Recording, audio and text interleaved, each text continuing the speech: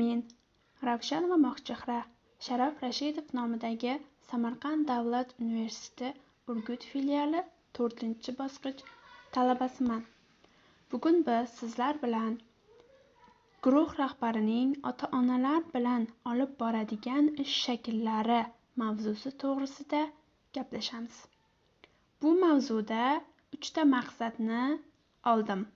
Ta'limiy maqsadlar, tarbiyaviy maqsadlar, rivojlantiruvchi maqsadlar. Ta'limiy maqsadlar guruh rahbarining ota-onalar bilan hamkorlikdagi ish shakllari haqida bilim berish, ota-onalar bilan ishlashning asosiy tamoyillari va metodlarini tushuntirish. Tarbiyaviy maqsadlar ota-onalarga nisbatan hurmat, minnatdorlik va hamkorlik madaniyatini shakllantirish, oila, maktab va jamoa o'rtasida ijobiy munosabatlarni mustahkamlash. Rivojlantiruvchi maqsadlar o'quvchilar va ota-onalarning ijtimoiy muloqot ko'nikmalarini rivojlantirish, mustaqil fikrlash, tahlil qilish va muammoni hal etish ko'nikmalarini shakllantirish. O'qituvchi kelajak bunyodkori. Kasb tanlash o'zingga bog'liq, odam bo'lish so'zingga bog'liq. Hamisha yaragil xalq xizmatiga, bezak bo'l olamu odam zotiga. O'qituvchi shaxsining insonparvarlikka yo'nalganligi, kasbiga, ishiga va o'quvchilarga bo'lgan munosabati, o'z fanini chuqur bilishi hamda fani va kasbiga tegishli bo'lgan barcha fanlardan yetarli darajada xabardor bo'lishi. Agar o'qituvchi o'zida o'z ishiga va o'quvchilarga bo'lgan munosabatini qo'sha olsa, u mukammal o'qituvchidir. Kasbiy bilimlar, metodologik, falsafa, psixologiya, mantiq, pedagogika qonuniyatlari, nazariy, maqsad, prinsip, qoidalar, olimlar fikri, metodik, o'quv-tarbiya jarayonini konstruksiya qila olish darajasi, texnologik, aniq sharoitda pedagogik vazifalarni yecha olish darajasi, prognostik, shaxs rivojlanishini oldindan loyihalashtira olish, amaliy, ko'nikma, malaka. Tilingni shirinligi va xulqning pokligi sen uchun har qanday og'ir ishni yengillashtiradi, tor rizqingni kengaytiradi, yetolmagan maqsadlaringga yetkazadi, odamlar seni sevadi va sening foydang uchun mehnatini ayamaydi. Abdulqodir Nuriy al-Barzanji. Tarbiyachi tashkil etishni, yurishni, hazillashishni, quvnoq, jahldor bo'lishni bilishi lozim. U o'zini shunday tutishi lozimki, uni har bir harakati tarbiyalasin.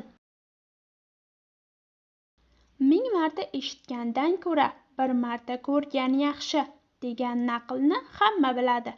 Og'zaki ravishda materiallarni o'zlashtirish ko'rsatkichi 10% bo'lgan sharoitda dars o'tish samarasiz bo'ladi. Mashg'ulotlarda o'quv materialini ko'rgazmali shaklda taqdim etish lozim. Biz bu mavzu bo'yicha turli xil metodlardan foydalanib darsni mustahkamlab olishimiz mumkin. Birinchisi, klaster metodi. Bunda tutam, bog'lam, axborot xaritasini tuzish, yo'li barcha tuzilmaning mohiyatini markazlashtirish va aniqlash uchun qandaydir biror asosiy omil atrofida g'oyalarni yig'ish, bilimlarni faollashtirishni tezlashtiradi, fikrlash jarayoniga mavzu bo'yicha yangi o'zaro bog'lanishli tasavvurlarni erkin va ochiq jalb qilishga yordam beradi. Klasterni tuzish qoidasi bilan tanishadilar. Yozuv taxtasi yoki katta qog'oz varag'ining o'rtasiga asosiy so'z yoki 1-2 so'zdan iborat bo'lgan mavzu nomi yoziladi. Birikma bo'yicha asosiy so'z bilan uning yonida mavzu bilan bog'liq so'z va taklif bir kichik doirachalar yo'ldoshlar yozib qo'shiladi. Ularni asosiy so'z bilan chiziqlar yordamida birlashtiradi. Bu yo'ldoshlarda kichik yo'ldoshlar bo'lishi mumkin. Yozuv ajratilgan vaqt davomida yoki g'oyalar tugaguncha davom etishi mumkin. Muhokama uchun klasterlar bilan almashadilar. Klasterni xuddi shu tarzda bajarish mumkin. Klasterni tuzish qoidalari. Aqlingizga nima kelsa, barchasini yozing. G'oyalari sifatini muhokama qilmang, faqat ularni yozing. Xatni to'xtatadigan imlo xatolariga va boshqa omillarga e'tibor bermang. Ajratilgan vaqt tugaguncha yozishni to'xtatmang. Agar aqlingizda g'oyalar kelishi birdan to'xtasa, u holda qachonki yangi g'oyalar kelmaguncha qog'ozga rasm chizib turing. Keyingi metodimiz BB jadvali. BB jadvali bilaman, bilishni xohlayman, bilib oldim.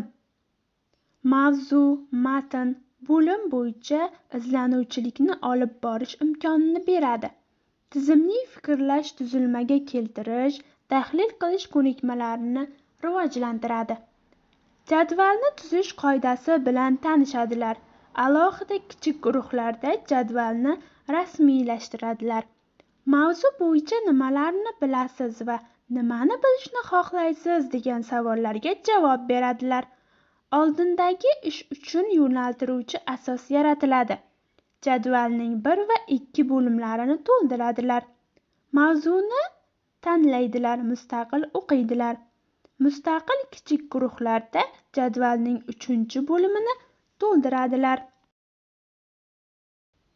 Shu ko'rinishda bo'ladi. Venn diagrammasi. Venn diagrammasi 2 va 3 jihatlarni hamda umumiy tomonlarni solishtirish yoki taqqoslash yoki qarama-qarshi qo'yish uchun qo'llaniladi. Tizimli fikrlash, solishtirish, taqqoslash, tahlil qilish ko'nikmalarini rivojlantiradi.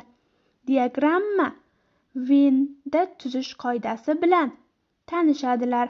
Alohida kichik guruhlarga diagramma Venn-nasi tuzadilar va kesishmaydigan joylarini to'ldiradilar. Juftliklarga birlashadilar, o'zlarining diagrammalarini taqqoslaydilar va to'ldiradilar. Doiralarni kesishuvchi joyida 2-3 doiralar uchun umumiy bo'lgan ma'lumotlar ro'yxatini tuzadi. Venn diagrammasini xuddi shu shaklda tuzishimiz mumkin. Baliq skeleti chizmasi. Baliq skeleti chizmasi bir qator muammolarni tasvirlash va uni yechish imkonini beradi.